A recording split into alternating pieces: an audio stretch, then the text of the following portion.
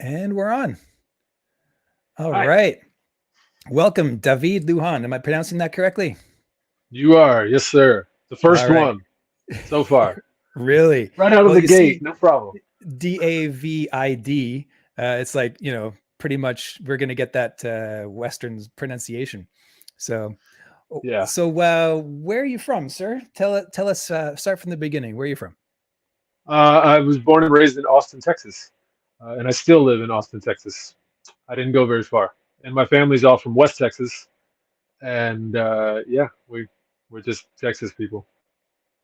Yeah. Right on, right on. Okay, so I usually do an introduction. So my guest today, as you know, is David Luján. He goes by the name of Nerida on social media, from what I've seen. And am I pronouncing that right? Is that the proper No, pronunciation? no, but Nerida? that's cool. How do you Narita. pronounce it? Nerida. Yeah, yeah, Narita Ah, comic. I, blasted I'm, Google. Google said it yeah. was Nerida. Well, maybe I'm pronouncing it wrong. I don't know. I'm just a No, no, no. Mexican dude from Texas. What do I know about mermaid pronunciation, right? Nice, nice. So Narita is an artist from Austin, Texas, who's a comic book artist. He's working with lesser known comics. Our mutual friend Mark Bernal hooked this up. So I get the opportunity to interview you, which is very, very cool, especially because you do art like this. This is like some next level stuff here, brother. Like, what are you doing? Oh my gosh. So, what is this comic you're doing? You got a Kickstarter going, closes in 16 days. What's the end date of the Kickstarter? It ends October 16th, so it's got 11 days left from today. Um, it's this is called Uriko, and it's a kind of a departure from the mermaid comic Narita. This one is about a vampire living in Seoul in like 1900, kind of, beginning of the industrial age in that part of the world. And the comic book is supposed to supplement the little novella that I wrote about it. So yeah, it's cool. It's about a vampire. You wrote a novella. I did. Yeah. Oops. You just start writing and then you keep writing and then you're like, oh, this is more than just a paragraph. Okay. Wow. So So you yeah. said you've done a comic prior. I didn't know that. So Narita was a comic you did before? Yeah, so I started the Instagram Narita comic to promote that comic. And I've been working on that for many moons now. I've got like 5 issues in the can, and Mark and I are planning to release those subsequently in the next years to come. So real excited about that. But this was this I was like, so with the mermaid comic, I've got Narita, and she's a mermaid that gets trapped on land. She gets abducted by fairies, and there's like wars between the human world and the fairy kingdom, and like all kinds of weird, crazy stuff that happens.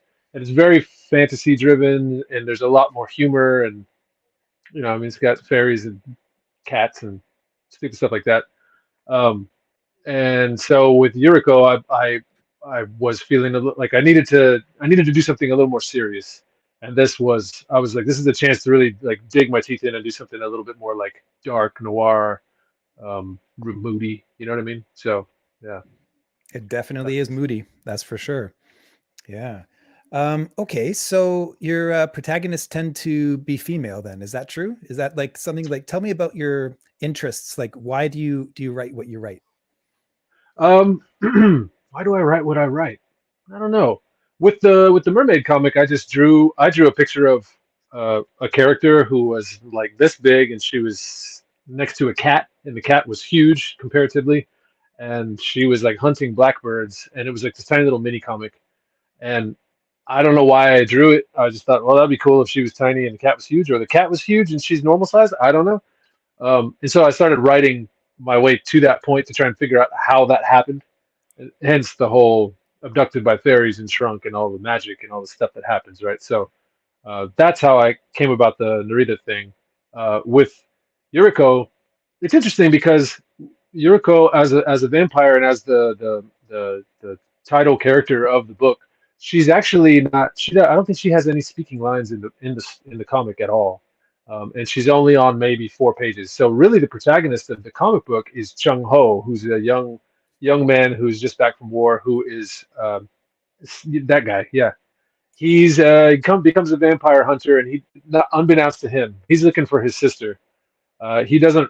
He, he's kind of thrown in the mix and like, oh my God, what's happening? You know what I mean? If you accidentally stumble upon a vampire, how do you thwart such a monster when you have no experience?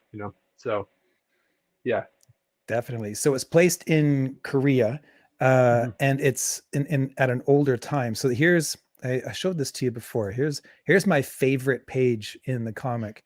I'm a sucker for technical drawers. Like anyone who can handle perspective and this kind of looseness. I'm a fan instantly. Like, tell us about the world that it's in. So yeah, this is like 1900. The Industrial Revolution is happening. There's Japan has built the first railroad that crosses there. This is also kind of the dawn of the Trans-Siberian Railroad, which crosses from Russia through Mongolia into China, and there's like a major trade route and stuff. So that's kind of how I want my vampire to get around, because in the novella she travels from Korea into Prague, and from Prague, the farthest it gets into present day is World War One, right? So, but it goes as far back as like the Mongol hordes. So when she's a little kid, when she's like a little 10-year-old in the novella, and there will be some flashbacks in the next comic where she's a little kid and she has to deal with some Mongol soldiers, right? The Mongol hordes take over and they just decimate Europe. They get all the way across. They're getting into Cairo. They're doing all the stuff with all the Khans and Hulagu Khan and all those guys. There's a lot of history involved. But check this out. This is what I thought. I was like, you know what? How did the Mongols do that? I don't know. Maybe they had some vampires on their team.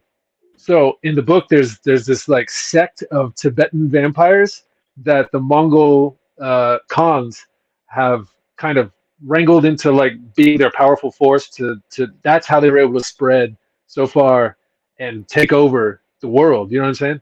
So that's a nugget that's going to get thrown in there. And I don't know. It's just so fun doing something that's set in Asia, because the history is so different. It's not the regular run of the mill like, oh, it's Transylvania and here's a vampire and he's so scary and rich. Ooh, that's boring to me for the most part. I think there's a fascination with Asian culture right now. It's so hot. Like manga has basically taken over North American comics. I mean, I go into a local bookstore and there's like one shelf of American comics and then there's like 10 shelves of manga. Yeah. I don't know if it's like that down there too, but the kids are crazy for it. And like my daughter, that's all she draws. She draws like girls with big eyes and super pretty glitter stuff. And I'm all for it, man. That's cool. Like, when I was a kid. Yeah, go ahead. No, I was just gonna say, I'm down too. I love it. I really, though, with this comic, I really wanted to draw something that was set in Asia that was not manga, that didn't have big eyes, didn't have the little bitty nose. It is and definitely the characters not manga. Whatever this style is, this is your own thing. It's really, really unique. So how did you come to that? I like to draw, and I draw quasi-realistic kind of all the time. I've always I strive to be able to replicate what I see on a page to the best of my ability. So with this, I was trying to figure out. I was walking the line between like texture and tone, and just stark black and white, just ink on the page, and that's where I came up with that thumbprint idea of basically making a series of stamps and using my thumbprint to do all the different textures and the tones and things like that on people's faces or in the backgrounds, to fill in that darkness. You know what I mean? I think all of the art has that. Like this is a really good example right here. So let me just talk about that for a second. So is this a brush you made? Like, are you doing this in Clip Studio Paint, or how are you doing this? Yeah, I'm in Clip Studio, and I've kind of fumbled my way through figuring out how to make brushes. I saw somebody on Instagram who had put a thumbprint, and it was a real clean looking thumbprint on Batman's face, and the texture just looked great on his cowl. And I was like, oh yeah, I used to do that when I was drawing like on paper. Is that ink. Sean Gordon Murphy you're talking about? No, but yes, No? I'm down. I'm down with him, and I love the way he does that. But this person was somebody else, and they kind of jogged my memory and made me remember what Sean Murphy was doing. But I had done it before when I was drawing traditional, like on paper with pen and ink, because you can, just paint some paint on your thumb and go, It's great. and you can smear it. You can do all kinds of stuff, and then it transfers great when you Xerox copy it or whatever. So yeah, I made a series of brushes, like I think about 3 or 4 of them that I use, all different sizes and different, you know, levels of grain and texture and whatnot. And I've been just using them accordingly. So Man, I mean, there's something about that. Like when I saw Sean Murphy do stuff with his thumbprint everywhere, I started to notice it, and then I noticed that he just used it throughout the whole book. yeah, I mean, talk about putting your thumbprint on your work. It's like the most personalized you can possibly be. Like it's yeah. really, Nobody's gonna steal it and be like, "That's my fingerprint." No.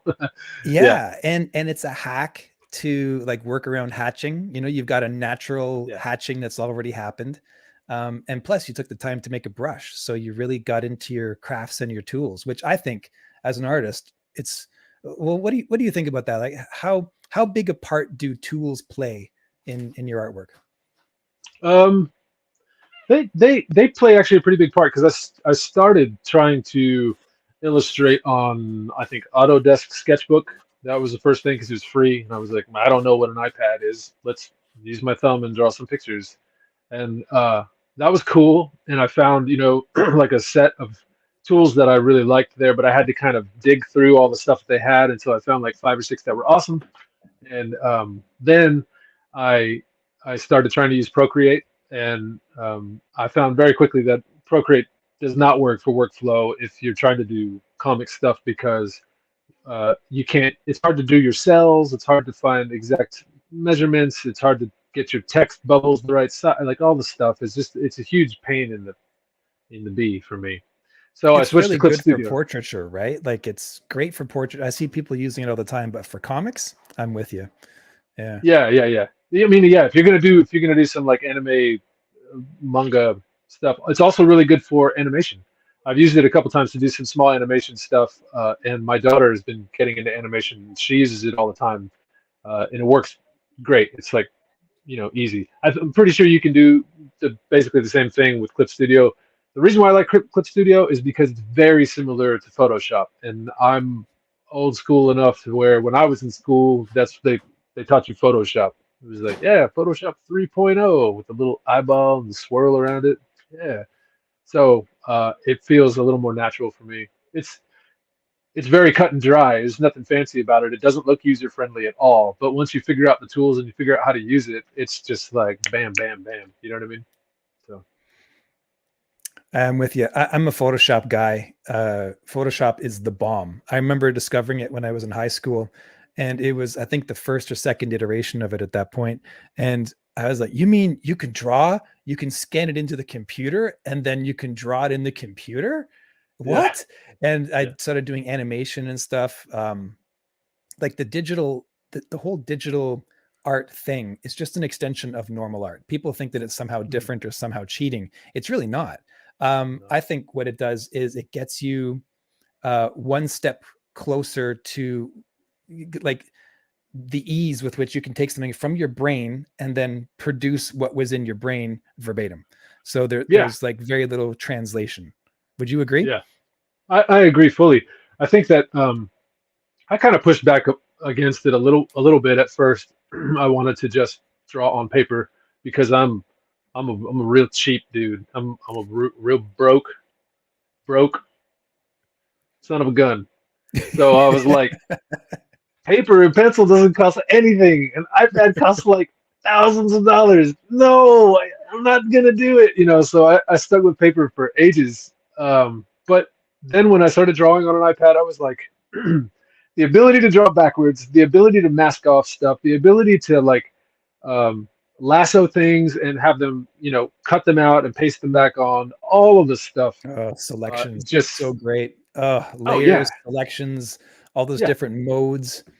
Yeah, all the stuff.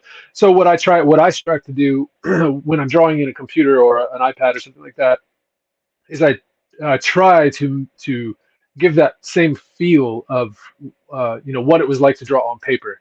Like I want the texture of the brush line. I want those kind of rough edges. I want people to see the human hand in it, because I feel like sometimes digital illustration can become a little, like perfect. You know what I'm saying? Does that make sense? Absolutely. It can get really, really clean. It can be as Mhm. clean as you want it to be. You could Yeah. make a line with like 1200 DPI and absolutely flawless. And then you could Photoshop, or not Photoshop, spray, like using that spray thing. So you have like Mhm. zero gradation of anything. It's all perfect. Everything's immaculate. And Yeah. like that just has no humanity to it. It's like you're doing graphic design at that point, you know? Yeah. Um, It you know, and that's its own thing. And I've seen some people who use it to like great success. Really good example is this book called Five Worlds. I can't tell you the names of the authors because there's like five or six different illustrators who work on all the different characters. But Five Worlds, if you get a chance to check it out, it's kind of a YA fantasy outer space whatever situation. But all the lines are very perfectly sculpted. The colors are man, the coloring in that book is just amazing, and that would not be possible without doing it digitally. But I feel like they did it successfully enough to where you can still feel like the artist's hand in there. It's not like this, perfect circle, perfect oval, perfect square, that kind of thing. Because that stuff gets a little boring to me, you know? if I can take it back for a sec to like the content. Uh, does your does your daughter play any role in the like in the content that you do? She and I actually co-wrote a book together, and I bounce stuff off her all the time. Like I did a variant cover for Uriko, and I was like, I need something that's going to be fun. What do you think? It's like a total departure from like vampires and blood and ooh. And she was like, what if they're all doing karaoke?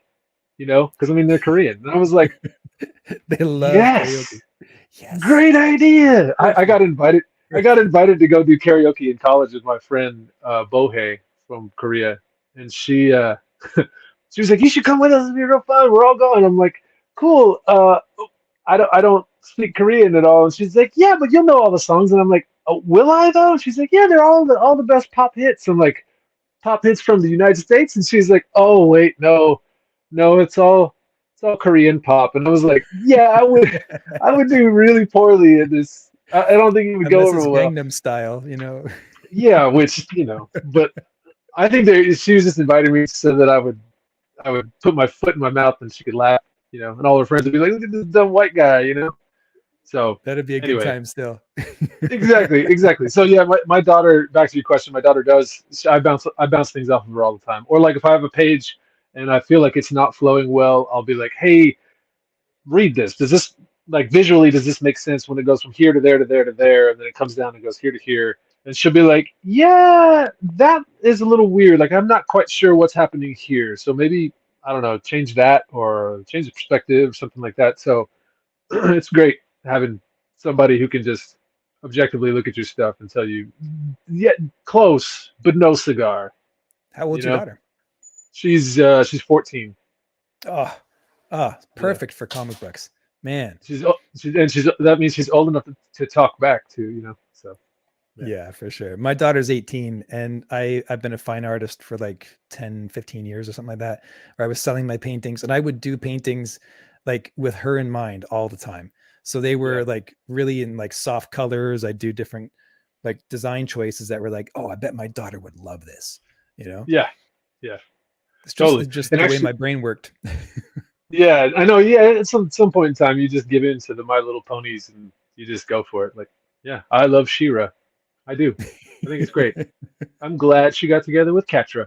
I'm just gonna say it. Um, what was it? Oh, actually, my daughter and I co-wrote a comic called Yuki the Dragon Slayer. So one year for Halloween, she was like, "I want to have like a giant sword and I want to like kill dragons for Halloween." And I said, "Whoa, it's like this is like fifth grade. This is your last Halloween costume I contest in love this elementary kid. school. Like we're gonna." if we're going, we're full in. Like we're gonna destroy those kids. Like they're not gonna stand a chance. You're gonna win. She was like, "Is it a competition?" I was like, "The costume competition." She goes, "Oh yeah." So man, I made her this like. Have you read the comic Berserker? The No, manga but I've seen it. It looks great. manga. Dude's got like a 6 foot long halberd sword. I mean, it's like enormous. It's way oversized, right? That's the dawn of that sword. So I made her one out of like spray foam, construction spray foam, and then we, used silicone caulk over it, and then we painted it to look like it had chinks in it. It was all metal and gnarly and stuff like that. She could barely even lift it, so she just dragged Helps it to behind have a her. dad who's a construction worker. Yeah, yeah. But the so I was like, cool. So you're Yuki the Dragon Slayer. I was like, what am I supposed to be? She's like, well, you have to be the dragon. Duh. And I'm like, oh God. That's amazing. So I made a dragon costume that was like 16 feet long from the head, which I wore it like this, and the head came out that way. And I did it like, have you seen those snakes where you hold and they wiggle like this? You know what I'm saying? So I did it like that, but I just took a piece of Tyvek, which is for a home wrap, right? It's another construction material. Laid it on its side, cut it out to the shape of the snake or whatever, and then sprayed spray foam and then cut V's into it so that it would do this, but on a grand scale. So it's like this giant dragon head doing this. And then I did a tail out the back, and then I had wings and I'm, doing this or whatever. Man, when we took the stage, the kids like I come out there and I'm flapping with my wings and the tail goes out over the audience and the little kids that are at the front were just like, ah. Yeah, we crushed it.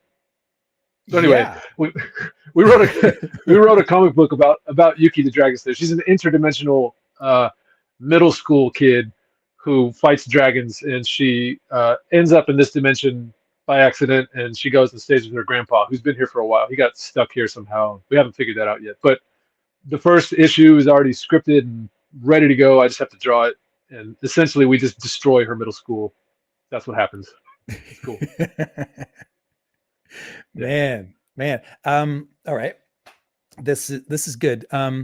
So I have like my 18-year-old daughter is a big influence on my earlier work, but right now I've started to go in a different direction, and I made a comic, but I still run everything by her with like characters, and I talk to her about it and I try to get her feedback. She's like in university for being a doctor at this point. Awesome, man. Really That's cool. that's who you want, an objective opinion from a doctor. We're like, this is It's pretty great. Yeah.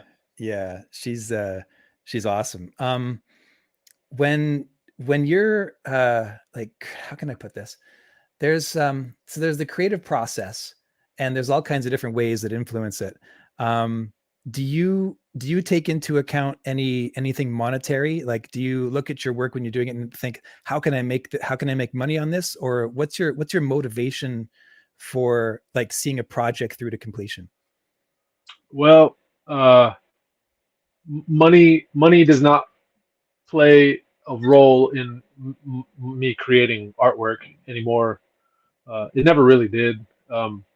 And I'll tell you why, is because I used to own a small art gallery with my wife called Black Lagoon in Austin. We owned it for about 7 years, and we had hundreds of artists come through. We did group shows, solo shows, all the like sponsored evenings, openings, closings, all the stuff, right? And time and time again, I would see artists come in and they'd have, a group of work. They'd have like 5 or 6 pieces and they're in a group show, and one piece would sell, and they would be like, okay, so that sold, so I need to make more of that. And so for the next show, they'd have nothing but that over and over and over again, whether it's like a picture of a bird or a picture of a tree or some dogs or a horse or whatever it is. I'm naming, I don't know why I'm naming so many animals, but animals sell. So, They but do. Yeah, They do. My they horse do. paintings just fly off the shelf, man. Yeah, they do. Yeah. I hate horses now. I never want to paint or draw another horse again. Exactly.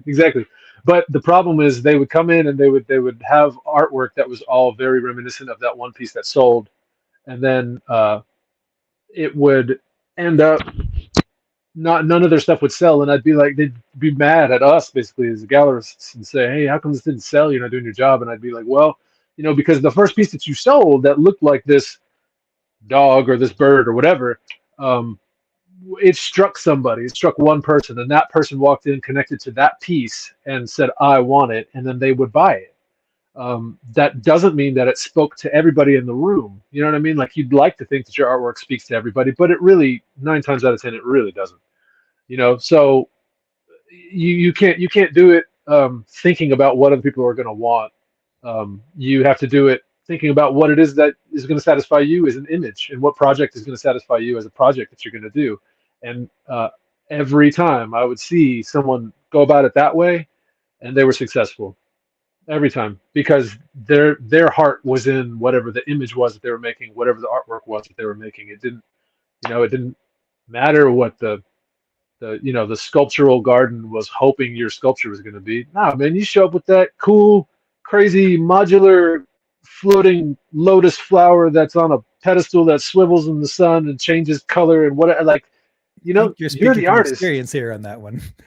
Yeah. Well, I do. I have a friend that I helped her set up I've helped her a couple times set up a couple of installation pieces, and they're just amazing. They're like, her stuff is awesome, but she doesn't do it.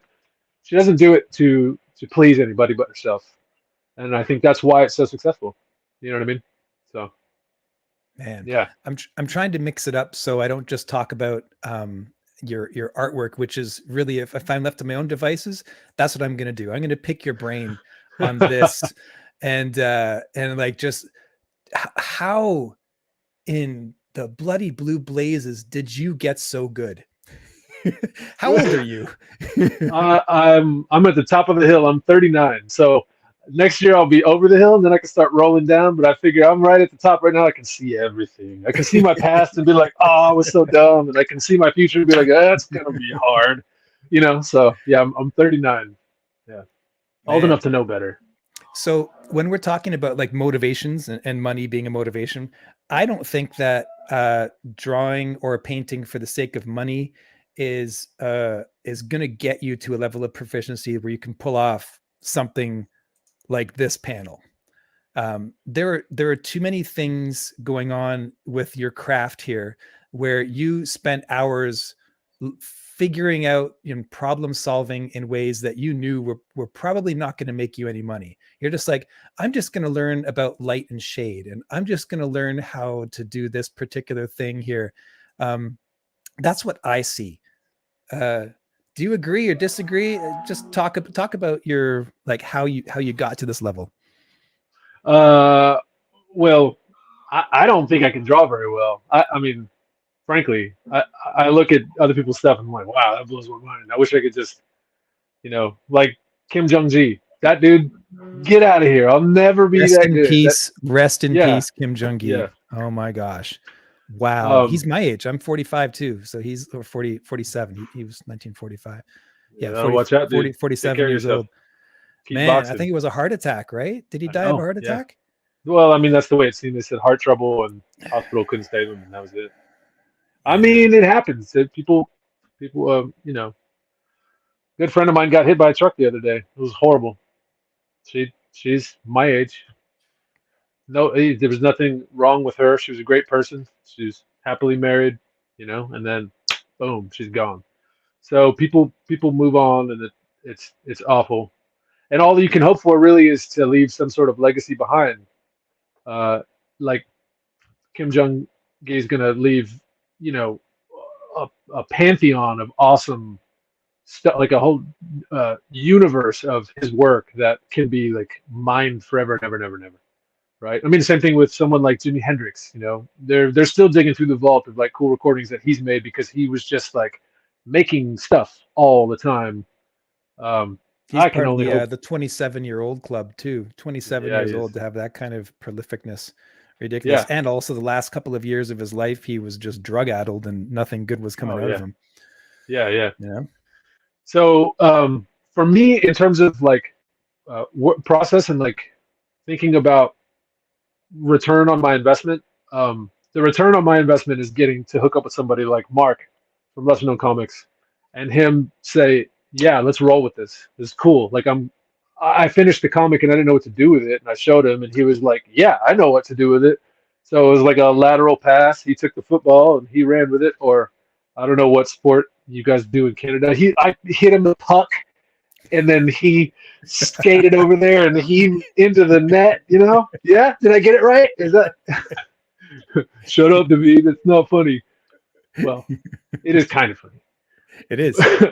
But anyway, yeah, like for example, my mother is a quilter, and she spends countless hours stitching and stitching and stitching. And she's like, if I was somebody asked me, hey, do you sell your quilts at the farmers market? She's like, if I was going to sell this quilt to you, and I wanted to charge like $5 an hour, well, it took me 20,000 hours to do it.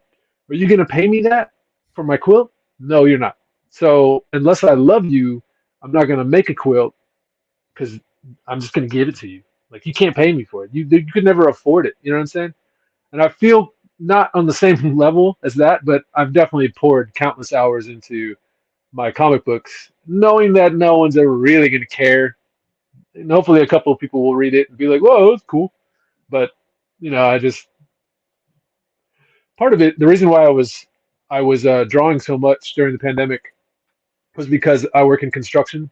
And during the pandemic, everybody was trapped at home, and they were all looking around at their own houses going, oh, well, that's broken, and that's broken, and that's broken, and that's broken. So my phone was just ringing off the hook constantly, and it was driving me crazy.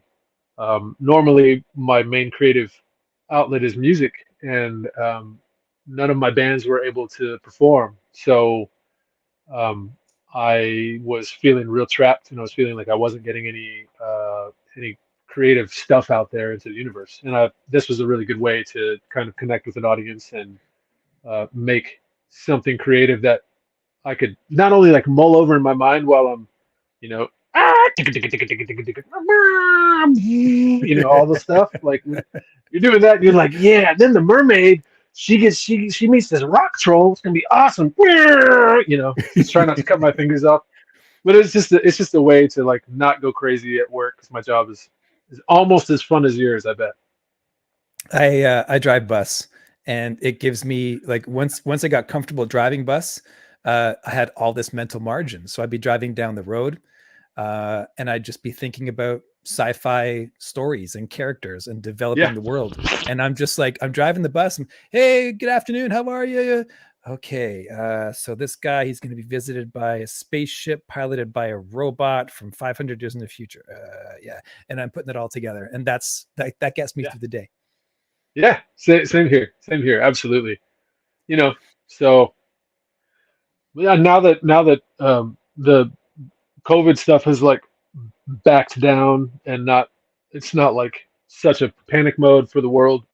My bands are playing music again, and that's great. So just all the better. Like I can have a musical outlet, several musical outlets, and I can also keep making my comic books and move on move forward with that too. I'm stoked about all of it. It's pretty cool. So you're one of these guys who's just your brain is always in creative mode. Whatever brain waves bring you creativity, whether it's music or art, you're just going with it. Am I right? Kinda, yeah. As a kid, my parents would just be like, "Here's a pencil. Go sit over there in the corner." And I'm like, "Okay." And I'd go and sit in the corner, and I would just draw Ninja Turtles. I was fine. Like I never needed anything. I'd get hungry. I'd be like, "Hey, I'm hungry." And they'd give me some food, and they'd be like, "Is your pencil still sharp?" And be like, "Yeah, I wore it all the way down. I need another one." They're like, "Here's another one." It was just pretty much all the time drawing. Wow, seriously. Huh. Yeah. I So got a my lot of mom also. positive affirmation from my parents, but I didn't get that kind of drive. I think that might explain why you've got the proficiency to do something like this. I mean, Well, just your line efficiency is just like, this is one stroke. This is one stroke. The face is like little. You haven't labored over any of this. Like, this is just looks like you did it so quickly, and yet it comes out amazingly. That to me is the mark of someone who loves craft, loves their craft. well, I definitely love. I love inking stuff, and I was always really afraid of. Was really afraid of getting into the comic world because I know from like the '90s and reading Wizard magazine and hearing interviews with like Jim Lee and Mark Silvestri and all those like bigwigs.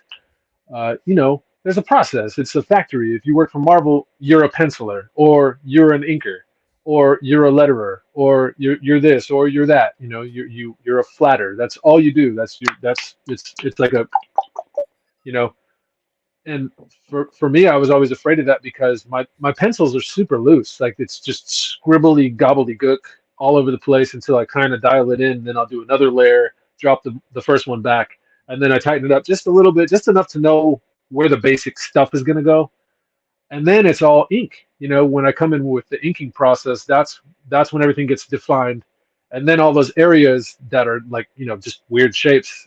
Then I get in there and I paint with I'll paint with the brushes that have the thumbprints all over them and kind of go back and forth and push and pull with light and dark and all of that stuff. So yeah, I don't know. Once you get into a rhythm of it, you can bang them out pretty quick. Like I can knock out a comic pretty fast. So Your creative process sounds a lot like Sean Gordon Murphy or Jason Sean Alexander. Those guys that have three names. Do you know what I'm talking about? Jason Sean Alexander. I should start going by David Adrian Lujan.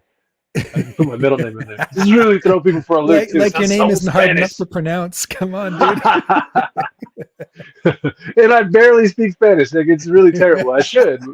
My family didn't teach me. You got to be proud of it, man. You got to own it. I know. Yeah.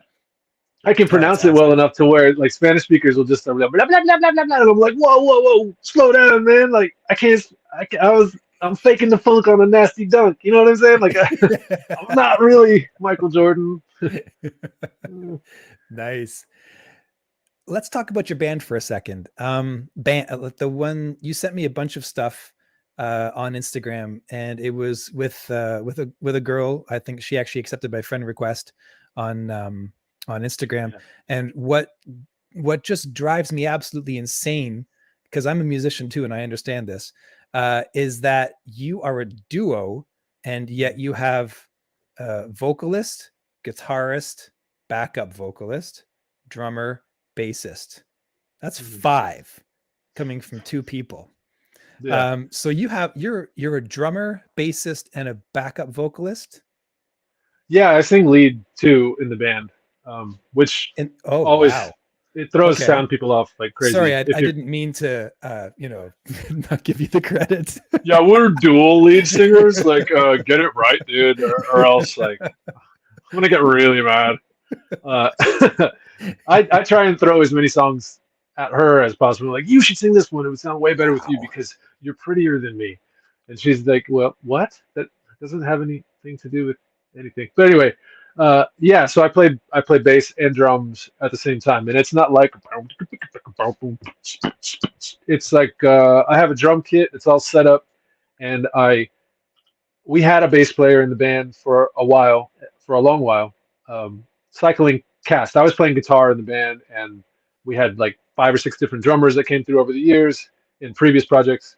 And I would always pick up something from them because I really wanted to learn how to play drums. And they would every one of them would pass on something to me, like, oh, you should do this, or when you're recording, do this, so on and so forth. So I kind of gleaned some stuff from those people, hopefully. And then the last little setup we had as a trio, our bass player we were all set to record and everything, had it all lined up, had songs, a full set list. We've been playing shows. We were like tight, and then our bass player was like, yeah, so I'm stoked about the recording, but so like next week I'm moving to China to go study Kung Fu with a Kung Fu master on a mountaintop. And we were I love your friends. What? I mean, that's you can't get mad at your bass player for quitting the band to do that. I mean, it's like, no, not at all. You're just like, dude, that's amazing. You go do that. That's fantastic. Send me pictures. Yeah, I know. I've got no pictures, but oh, come on. So we decided we were gonna play like with a backing track maybe, or try and figure out some kind of loop thing or something. And I thought, you know what? I'm like a fledgling drummer as it is. I should figure this out as I go, and it can grow with me. So I went on Craigslist, and for $20 I bought an old electric organ, and I took my Sawzall, which reciprocating saw, just Sawzall. Yeah, you can cut anything. So I cut it open. My wife, who's also my bandmate, would not let me bring it inside the house because she knew I was just going to take this whole thing apart. It was going to look like an exploded diagram from a horrible mechanics magazine. So I went into our tour van, which is an old Ford club wagon that I bought for like $400 that took us to the West Coast a bunch of times. I took this organ apart, and then I plugged it in, and I would hit, and it would make a noise. Then I would go in and I would clip a wire, and I'd go, and be like, I didn't need that wire, and I'd clip another wire, didn't need that one, clip another one, and oh no, and I'd solder it back together. I mean, it was like guess and test all the way through. And I had this giant like wooden chest that was on wheels, and I had to fall down and flip open it. It had the organ pedals in it, and I mounted some drums on it, and that was the beginning of the things. I've got a new iteration of it that I built for myself, and I programmed a sampler box, and I got a little Arduino in there, and I turned the pedals into a MIDI controller. So it's just, you know, on-off switches essentially, and it plays loops, or it plays samples from my friend's Hammond B3 organ, because he had one in the recording studio, and we were in there recording one time. I was like, whoa, let me steal those sounds. Like, you're not using them. And he was like, That's yeah, not a sure. Nord. That's the actual Hammond you're talking about. Yeah, it was he has a Hammond B3, like the real deal. Yeah. So I went in there and I stole all his tones. So it's that, but the sound that I'm using for the band Born Twins is the sound is actually like when I made the samples, I ran them through like a couple of fuzz pedals and octave fuzz and all kinds of cool stuff. But it's kind of cool as a bass player too, because if you're playing bass, like, you know, like a 4-string stringed bass, your low note is an E unless you do a drop D. Well, this thing goes all the way down to C, which is like the brown note. You know what I'm saying? Like, it's way down there. It's pretty cool. Yeah. So, yeah, it's like earthquake almost. You know, it's like, did your stomach just grumble? Yeah, yeah. As soon as I hit that note, everybody in the club is like, I gotta go to the bathroom. It's pretty cool. Did you ever feel like you had to choose between music and art? My father told me to. I didn't listen to him. You know, I had some art teachers too who told me that. They were like classically trained pianists, and they were now in the art world, and they were like, you need to leave that music stuff alone. You're not very good. You should stick to art because you're way better at it. And I was like, oh, okay. And I kind of listened to him for a little while, and then I thought, but playing rock and roll's fun, and I don't want to not do it. I'd rather why not do both, you know? Plus, they kind of work in concert. I'm always getting asked by my bandmates in all of my bands, hey, draw me some cool stuff for the flyer, or hey, can you print this, blah, blah, blah, because I'm a printmaker. So I love making the prints. I like making flyers, wheat pasting around town, like churning out that funky punk rock imagery is really fun for me. So Lithographs, silkscreen. So silkscreen, not as much anymore, but I've got a 4-color swivel press and a vacuum table in the backyard to print paper or to print fabrics. And then but what I've been making lately is risograph prints with a risograph machine. Do you know what a risograph is? No. It's I a took Japanese some printmaking in school, and I love it, but maybe I've seen it. Who knows? Okay, go on. risograph machine. It looks like a Xerox copy, Xerox copy machine, but it's a Japanese duplicator thing. It's like a mimeograph, except it's automated. If you've ever used a mimeograph before, where you crank the thing and it shoots out the paper really fast and it's in color, and then you can do it again. But you feed the paper through, you change the drum out for a different color that you want, and then you can bam, bam, bam, and you layer colors on top of each other. And it's like totally horrible registration, and like 1 out of every 5 prints looks like not legible at all. It's awesome. It's perfect because you can make just trash flyers, and it cranks them out so fast. And you print them on just like regular 8-pound bond paper, and you can go and you can wheat paste them around town. I have the best wheat paste recipe.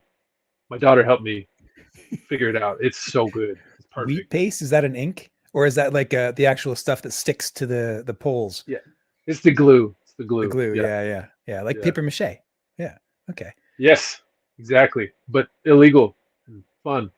Nice. Okay, so I'm getting the sense, like when I did this like promo on Instagram, and I called you a savant, and I did that with I think the best reason, because it's obvious that like you just don't care about reality whatsoever. You're just like all about art, man. I wish that was the case, but I do have to be a grown up sometimes, and you gotta pay the bills. Yeah. I do. I work construction. Try not to cut Yeah. my fingers off. Try not to hit myself with a hammer too much. I did actually shot a nail through my finger at a job site. Some wood exploded and it ricocheted, and a big old, framing hammer nail just went right into the knuckle of my finger, and I couldn't hold a pencil for a while. And I was like, man, I got to get out of this game. Like, this is next thing you know, I'm Right-handed? gonna cut off one of my toes. Yeah, I'm right-handed. Uh, Yeah, mhm. yeah, it was real scary. I didn't like it. So Yeah, I don't want to talk about me. I want to talk about you, but we're having a conversation here, right? So I'll just yeah, yeah, yeah, so I'm putting a portfolio together to go into concept art because driving bus and working a day job was never my plan. I just wanted to see my daughter through, make sure that she was going to be okay, yeah, and man up that way. Uh, and so, becoming a professional artist is on the table. It's like the main mission right now. Before that, it was always, I don't want to be a starving artist. Please, Lord, don't let me be a starving artist. yeah. How did you deal with that? Uh, I was like, I'm gonna be a starving artist. Please let me just be a starving artist. And then, oh no, we're having a kid. Okay, so that was always my plan. Like my parents were like, "You're going to school for printmaking? Is that going to be lucrative, son? Is that going to be lucrative?" And I'm like, I don't think so. No, probably not. But who cares? I'll just You were a bartend. It's purist. cool. You're a Yeah, purist. yeah, yeah. I would bartend, and then we would hit the road and go on tour with the band, and then I'd come back and I'd bartend for some extra scratch, and then we'd hit the road and go on tour with the band again. Um, but then my bass player and I had a baby, and that sort of turned things on its head. We've never stopped playing music, but long tours out to the West Coast and back, or like headed up to the East Coast to play shows and stuff. That's been curtailed quite a bit. So, but she's almost done. She's 14. You know what I'm saying? Like the bread is getting that crispy layer on the top. It's like, yeah, all right, we made it through. We just don't want to burn the bread.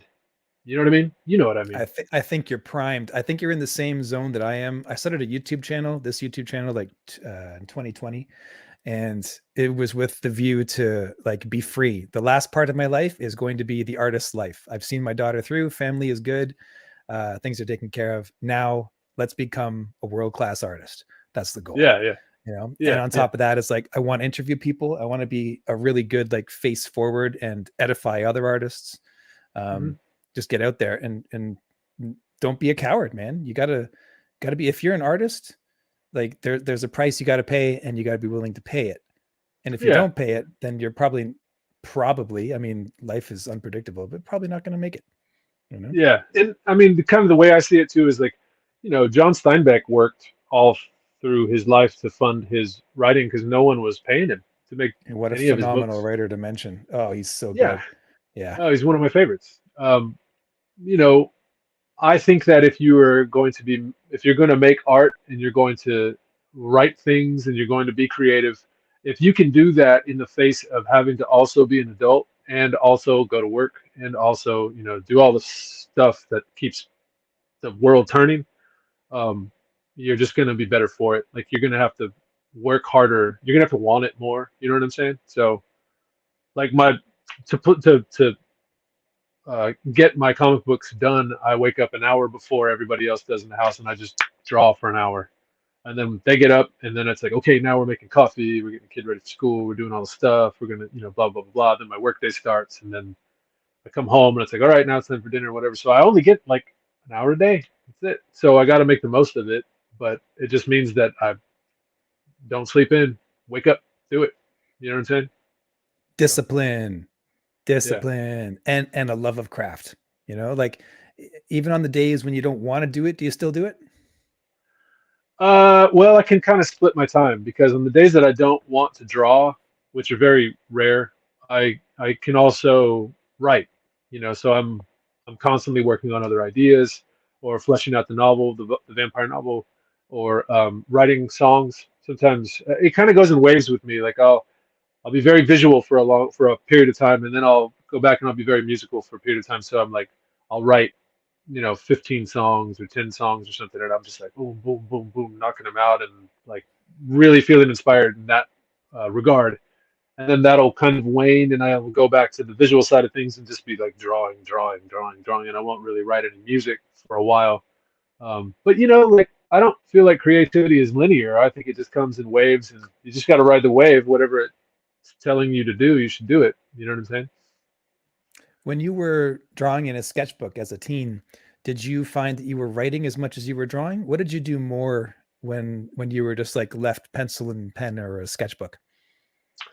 Oh, I was just drawing stuff. I was just trying to rip off Travis Charest from his Wildcats run, and I was desperately trying to rip off Jim Lee when he, moved over to Image, or Joseph Scott Campbell when he did Gen 13, all the Top Cow stuff, Witchblade, The Darkness. I loved all that stuff, and Spawn too. Greg Capullo. You know what was a huge influence on me though? Actually, Bart Sears' Brutes and Babes. That was in Wizard magazine. Did you ever read Wizard magazine? I hear kayfabe talk about Wizard magazine all the time. I've Yeah, never it's actually read it. For me, it was heavy metal. I'm a oh little yeah, older than you are, not too much, but yeah, like I fell off at the time when Image started taking off in Top Cow. yeah, And I stopped with the comics because I thought they were kitsch and I wanted to be a legitimate artist. So I went to fine art. yeah, yeah. That's So that's yeah. what I did too. Yeah, right. It's like, oh, that's not real art. You need to make real art. I'm like, what's Yeah. real If art? someone What's called fake art? me the Shut up. comic book, it was like an insult. It's like nowadays, if someone calls me we're a comic book, I'm like, well, is it a good comic book? Yeah, yeah, yeah. Exactly, exactly. Uh, no, but when I was younger and I was drawing, I was definitely drawing a lot more than writing. Writing didn't really come until fairly recently. I read a lot. I mean, my mom is a librarian, and my dad was like he'd just plow through books all the time. Uh, he loved he was the one who instilled my love for like Robert Howard and L. Sprague de Camp and all those like Conan the Barbarian old Oh, I fantasy just read books. all the Conan books. Oh, they were amazing. Yeah, they're Oh, so that good, right? guy. Oh, the So craft in yeah, writing something like that was so cool. yeah, that or Louis L'Amour is one of my favorites too. I mean, that guy like it's just these perfect nuggets, these stories that you're like, yes, that's awesome, and it's encapsulated in this thing, and it happens, and it's like so intense, and then like it's over. Oh man, wow, what did you just do to me? You know what I mean? Um, so I loved all of that, but I didn't really start writing until, I mean, I was in my mid 30s, and I started writing short stories that were very observational. I've always written poetry. That sounds Well, pretty. you're a songwriter, so I think that your songwriting probably augmented your writing ability. You just mentioned something that I hadn't thought of. Writing songs is actually writing. Yeah. Dang. Wow. You're a real smart guy. How perception? You have great Thank you, perceptive sir. skills. Skilled perceiver. I'm saying this all wrong.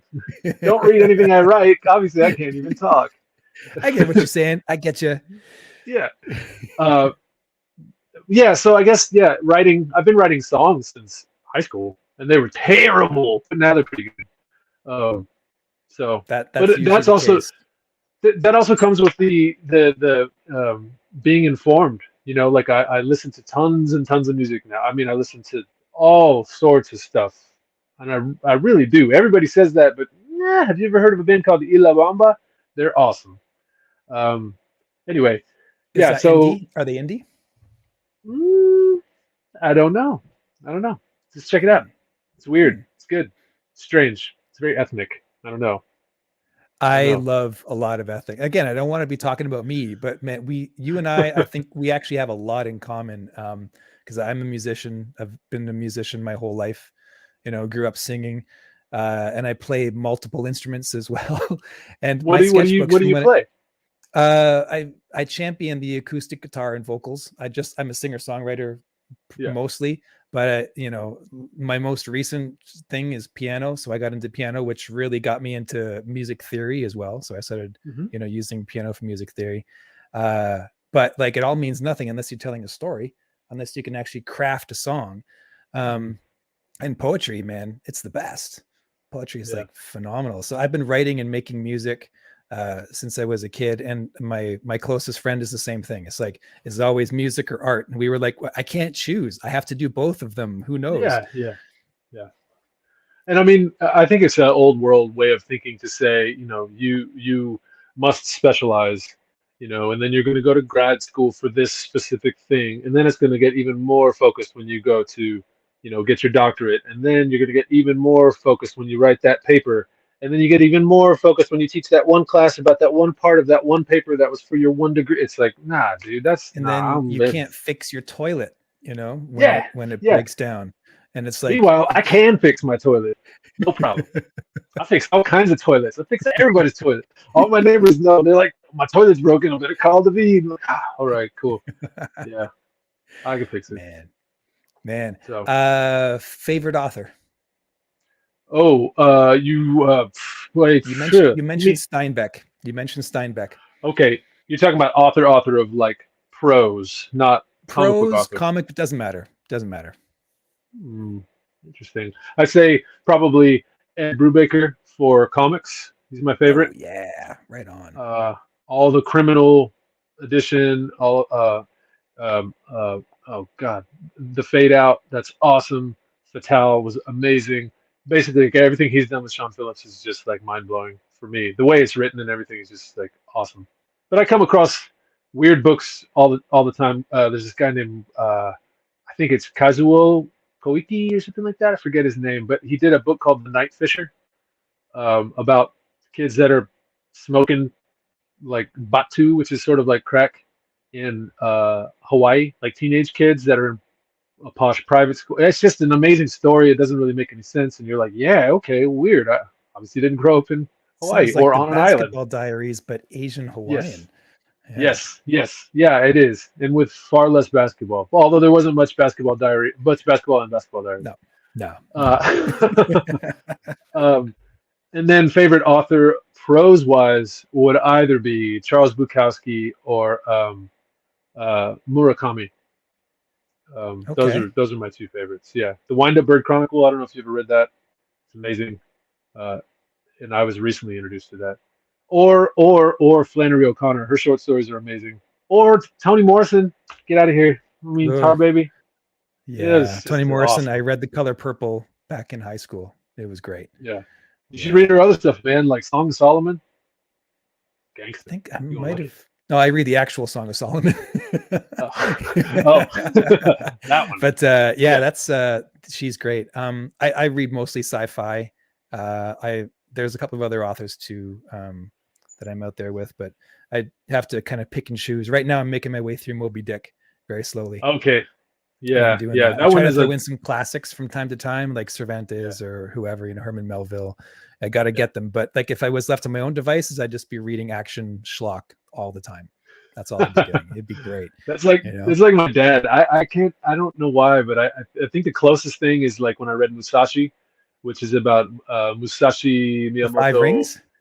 Well, the Book of Five Rings, yeah, he wrote that. Yeah. But there's a book by Eiji Yoshikawa called Musashi, and it's about his journey from being a young kind of scallywag, vagabond kind of dude to turning into a full-blown samurai to being so good with his sword that he stopped using a sword. And he was still kicking people's butts. I mean, like, if you're about to duel somebody and that guy's got a sharp samurai sword that's made for chopping, like it's a 14-body blade, you know what I'm saying? And you walk up and you're like, I don't have a sword. All I have is my wooden stick, and I'm going to kick your ass. I mean, it's funny how hundreds of years after the fact, we're still intimidated by Gegard Musashi. Yeah. Dude was a... I just said the MMA fighter, but anyway, well, anyway, different guy, different Musashi, but But actually, that book was written during World War II, and Yoshikawa, the guy who wrote the book, he serialized it in a newspaper that was being sent out to troops, Japanese troops, and it was so the idea of him abandoning the sword and realizing that violence is not the way, and if you get good enough at the sword, you don't need a sword anymore. That's how good you are at the concepts and all this stuff that's going on in your brain. The author was successfully interjected that into a lot of people's psyche, and he got it past all the censors who were like, yes, we need some more rah, like, yes, Japan, go Japan, like, samurais are awesome, like, we need our troops to be strong like Musashi. And he's like, yeah, but like Musashi, he abandons the sword, guys. Don't fight anymore. This is not the way. I mean, so that's pretty cool when you come across like some subversive literature that was successfully utilized in a situation like that, like in a theater of war that was so ballooned out of control. It's very interesting to read it from that perspective. But you can also just read it as like a badass samurai book. So Yeah, that's awesome. What have any personal friends of yours guided you? Have you been influenced by anyone in terms of what you're reading, or how do you find your books and the things that you're interested in? my neighbor Bill, he gives me books all the time. We trade books. I let him borrow the Borstal Boy, and he let me borrow something. I can't remember what, but yeah, he's always like, we're always talking about literature, which is kind of strange. Also, the drummer for my other band, Yardwork, he reads all the time, like tons and tons of stuff. Like he's just plows through books all the time, and he's dyslexic, which is like, man, if you can read that many books in a week, I shouldn't have any problem. This is making me look lazy, like, you know what I'm saying? So it's interesting when you find out that your scallywag punk rock drummer who's covered in terrible tattoos has like a degree in anthropology, and he's extremely well read. You're like, oh, okay, cool, man. You learn something new every day. For sure, right? Yeah, like you can't judge a book by its cover. Some of the coolest people are some of the weirdest too, and Yeah, it's just like that, absolutely. Man, I said an hour. I want to honor that. We're at that point. Let's see. Where can people find you online? Where do you want them to find you? So for all of my art related stuff, it's at Narita Comic. So that's Twitter, Instagram, Facebook, all that stuff. The Uriko Kickstarter is being promoted across all of those platforms right now. It's up through October 16th. So go and check it out. It's only $5 to get yourself a little PDF, and then you can read it from your little ebook reader. Or if you want to get an actual book mailed to you, you can get a variant cover. There's a bunch of variant covers. It's awesome. I made an art print that is going with it as well. So anybody who backs it is going to get an art print sent to them. That's cool. You can see that up there as well. For my music stuff, my band that I play bass and drums in is called Born Twins, and that's just Born Twins music. You can find us on Instagram or Facebook. We are on Twitter. Yes, Definitely Twitter as well. worth a watch. I've watched quite a bit of it, and you guys are killer. Like it's really good. Your Spotify playlist too. I found that was really well produced. It's really fun to listen to. I recorded all of that, so yeah, nicely done. Yeah, thanks. Yeah, and then I've also got another band that's called Yardwork. I play guitar in that, and it's like a rah punk band. We talk about cutting down trees and fun stuff like that because it's about yard work. And then my solo project is called Peering Posture, and it's just me playing lovely little songs for people. Nobody wants to listen to it, but yeah, if you want to, you can. Peering Posture. Hey man, don't sell yourself short. Your music's great, and Thanks. your art is unfreaking real. Like, let's just give it a brief look at this. This is beautiful stuff. But I'm a fan of your landscapes. This here, like the scene setting, is absolutely brilliant. David Luján, pleasure to talk to you. Great to meet you. Thanks to Mark Bernal. Shout out to Mark Bernal and the Lesser Known Comics clan and all that they're doing, because it's some pretty, like, I love how they're giving everyone a leg up. They're like, you can come to Mark and you can say, hey man, I got like 6 pages. Can I do something? He'll be like, yeah, let's do it. Let's do that 6 pages and start you off there. It's awesome. Yeah, totally. Good group of people. Right on, man. Well, thank you so much for having me on the show, man. Hey, I appreciate it. It's a small channel, but if I keep having guys like you on here, it's going to be a big channel. Well, I hope so. All right, dude. Thanks so much. Take it easy, man. Yeah.